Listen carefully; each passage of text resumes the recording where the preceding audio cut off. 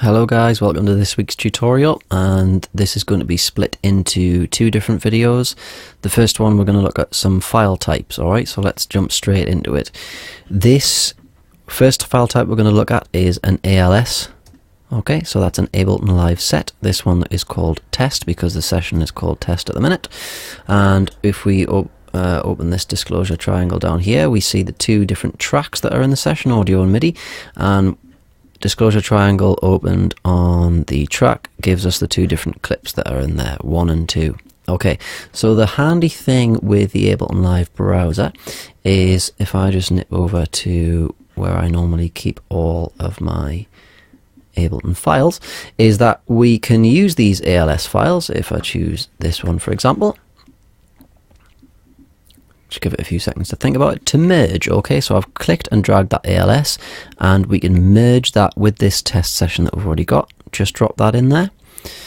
So now we've got the original two tracks from the test session, and all of these are from this ALS file that I've just dropped in.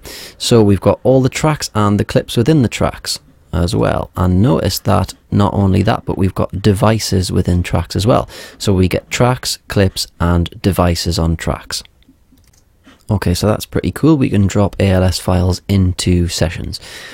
Also, what we can do is we can go the other way. If we decide that we like these three tracks and we think they might make a good session of their own, we can shift and select all of these clips, click and drag this and drop it into the original project folder. Okay, and we get this, which is a new ALS file. All right. And it's already self-highlighted, so we can type in a new name for it. We'll call it Jack for now. Okay, we've already created one called Jack, but that doesn't matter. We'll just overwrite it. So we've got this new ALS file, okay? And within that ALS file, we've got those three tracks. So that's these three tracks that we dragged all those clips from. So we can take clips out, okay, and save them as new ALSs. Now it also works on an individual clip basis, okay. So if I just decide that I want to take just this clip, all right, and I'll save it within this project folder. All right, now we get this, which is an ALC file, all right, an Ableton Live clip, and we can call that anything we want. I'll call it Jack 2. All right. We've got a Jack 2 ALC. Now, this ALC is just a reference to the underlying audio that's within this clip, all right? So this ALC file references this audio, okay? So we haven't actually copied the audio at this point. It's just a reference.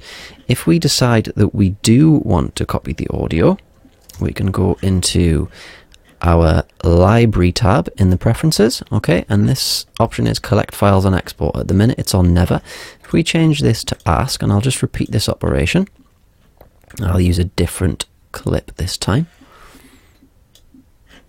Now it's asking us if we want to copy the audio. So remember, the ALC file is just a reference to the audio, but now it's asking us if we want to copy the audio as well. Hit copy, all right, and I'll just call this kick 4. Okay, and we've copied the audio over. Let's look for a little bit of a better demonstration of copying audio files. So if we decide that we want to, actually I tell you what, let's just open up a new project. So I'm going to open this ALS file.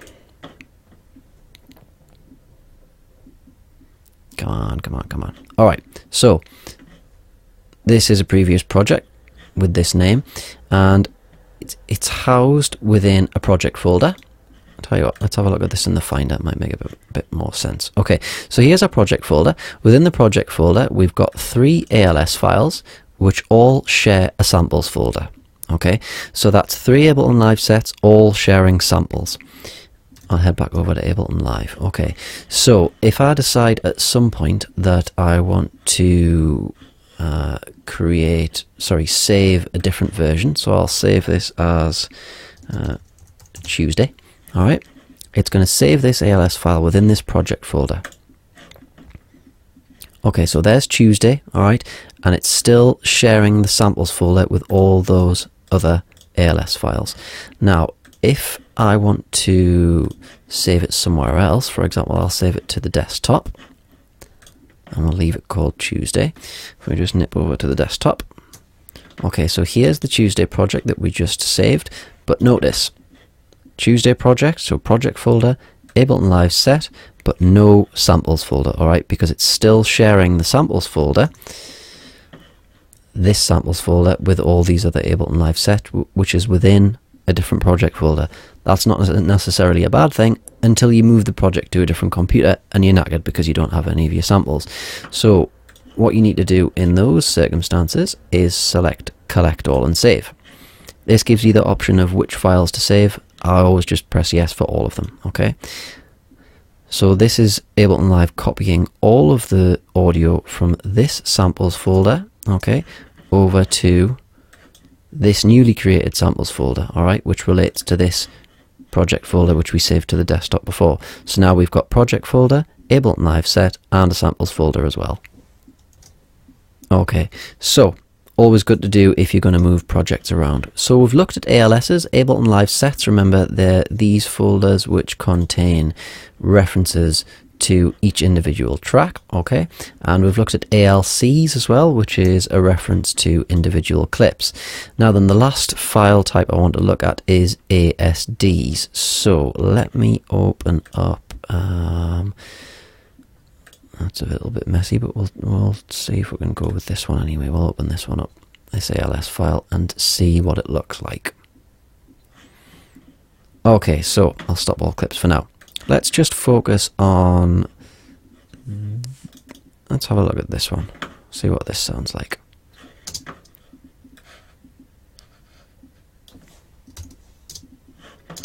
Unsolo this track.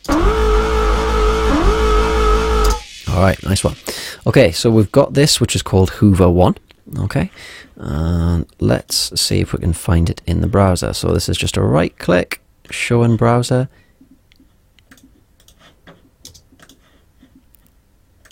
Alright, so it's this clip here. Okay, so I'll tell you what, let's just drag this around a bit and make it sound a little bit different. Maybe beats mode. Bit more. Let's really mess it up.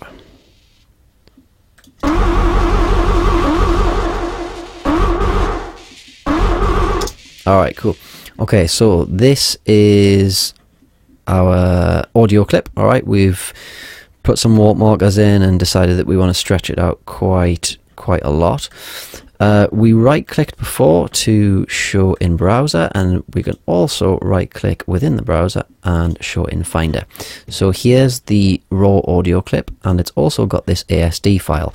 Now what the ASD file does is it saves the pseudo warp markers. So when Ableton Live analyzes the audio and it puts all pseudo warp markers on the transient, it saves the location of them. It also saves the location of any warp markers you might put in and the location of those. Okay, so it saves the what you do to the audio, if you like. All right, but it also saves information relating to what you do down in the sample box. So if you decide to transpose down and raise the volume a little bit, like so.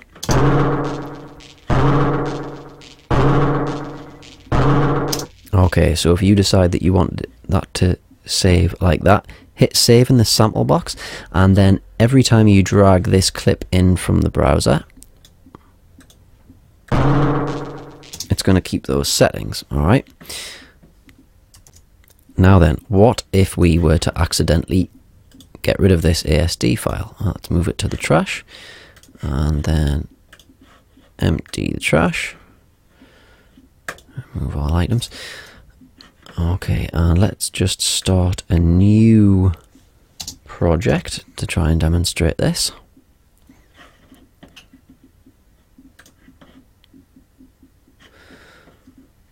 This time we drag, remember this was the same clip that we dragged in before that we were working with.